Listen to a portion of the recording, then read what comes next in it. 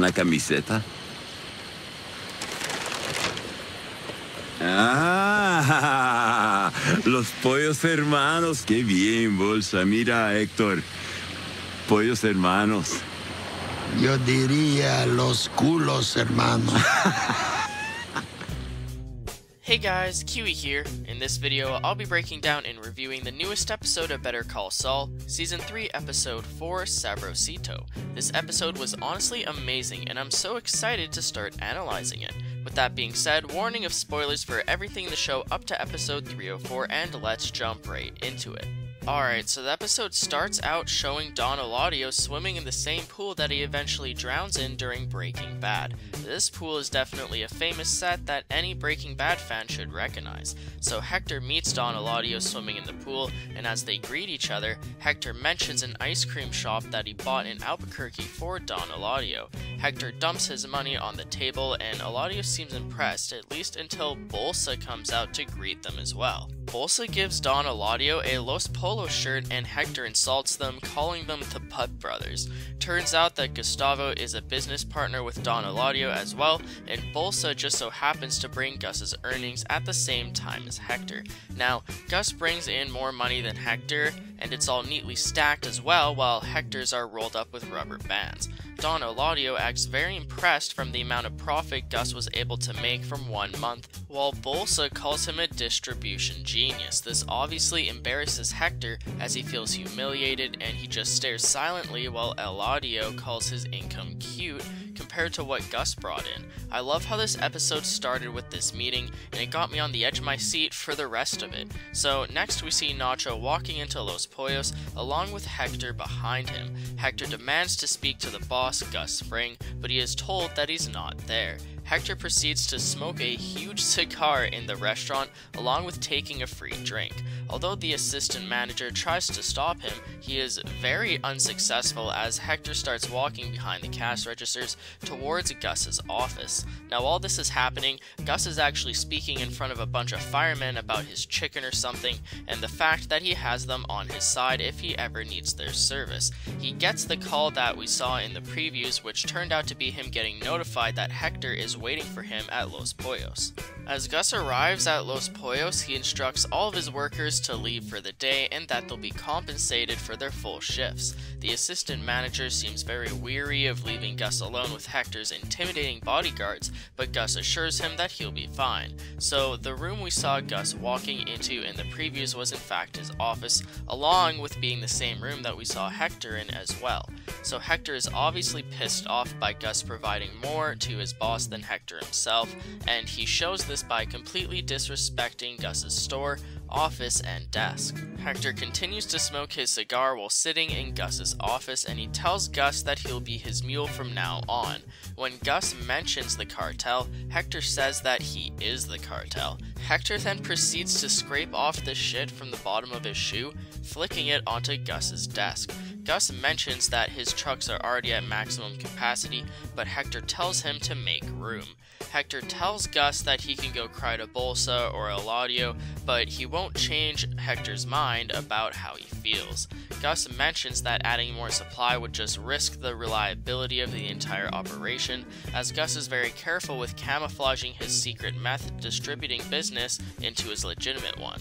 Gus asks if Eladio approved this, to which Hector says that he approves it right before he leaves. So as Gus is left alone to clean up the restaurant, he almost seemed to be genuinely smiling to himself about the whole situation. He knows that Hector feels intimidated and is trying to bully Gus to show that he will not be pushed around, and it's funny how he acts towards Gus compared to Eladio and Bolsa. As Gus comes into Los Pollos the following morning, he addresses his co-workers about the situation they all witnessed, along with apologizing to them for it. The speech that Gus gives to his employees is honestly brilliant, and I loved every bit of it. He's just so good at covering his tracks while remaining as professional as what he does just makes his performance that much more entertaining.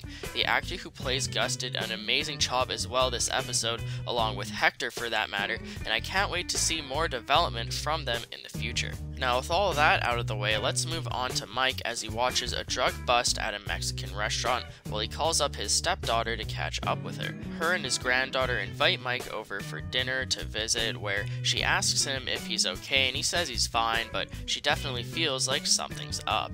Anyways, while Mike is at his night shift, Victor swings by and drops off a huge load of cash for him. Mike refuses it and tells Victor to tell Gus that they're square. Even though Victor denies this, Mike throws the money through his open window while closing his own and opens the gate for Victor to leave. And it's funny how even though it takes half of the episode to get into Jimmy's timeline, this is still one of my favorite episodes of the show. Now, that's not to take anything away from Jimmy's side of the show, and I still love it to bits, but that just goes to show how entertained I was by Gus and Hector. So Kim calls every repair business in the phone book, pretending to be a representative for Chuck in order to figure out who Chuck is going to help repair his front door that Jimmy kicked in. She finds the correct business and cancels Chuck's appointment. She goes and shows Jimmy about her success, and he seems equally as impressed as he is thankful.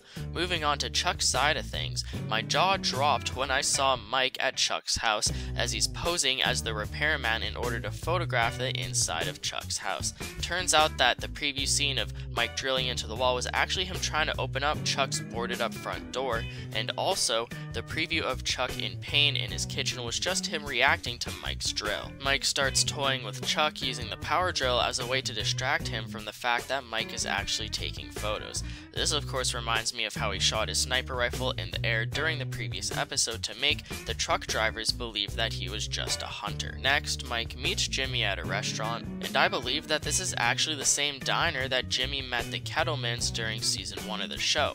So Jimmy and Mike make sure that they're square as well, as Mike asks if their business is concluded. Jimmy thanks him once again, along with making sure that Mike actually did fix Chuck's door. Later on, during another one of Mike's night shifts, Gus comes through the toll booth instead of Victor this time. Gus explains how the job that Mike did for him helped him more than Mike could ever understand. Mike doesn't care for knowing the details, as he is very formal and keeps his nose out of things. Although Mike mentions that he's just happy to have Hector out of his head, Gus realizes that having Mike on his side is too good of an opportunity to pass up. As Gus implies his hatred for Hector, he leaves Mike alone with the agreement that Mike will consider working for him again in the future. Now, this is the moment that Mike could have said no. If he would have decided to keep his business concluded with both Jimmy and Gus, he may have lived a longer life. With that being said, I loved learning the beginning of the relationship between Gus and Mike, along with Mike and Jimmy, and I can't wait to see these three come together more in the future. So Jimmy, Kim, Howard, and Chuck all meet as the prosecutor goes through all terms and agreements of Jimmy's charges. While doing so, Chuck brings up the wording of how Kim and Jimmy described Jimmy damaging the cassette tape.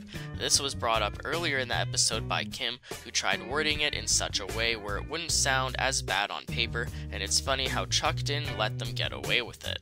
During this meeting with the prosecutor, Jimmy has to apologize to Chuck sincerely also. From the trailers, when Jimmy mentions how no one should treat their brother like that, I originally thought that he was talking about the way Chuck was treating him by charging him and trying to get his lawyer's license taken away, but this is obviously not the case, as Jimmy is shown apologizing to Chuck. Chuck mentions that the tape will be played in court right before he leaves, thinking that he's successfully intimidating Kim, but what he didn't know is that Kim's plan the whole time was just to have Chuck admit the existence of the tape.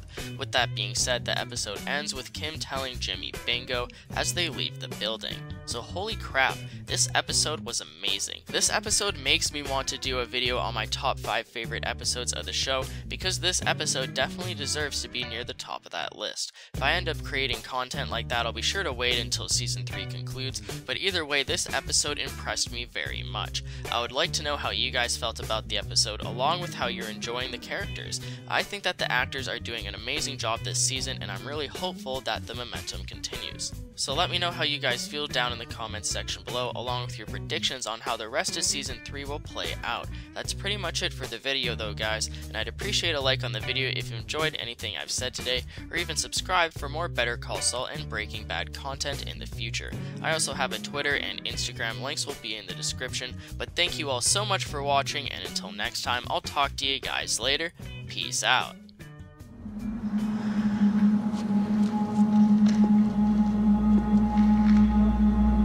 Would you care to know why I stopped you from killing Hector? Like you said, it wasn't in your interest. A bullet to the head would have been far too humane.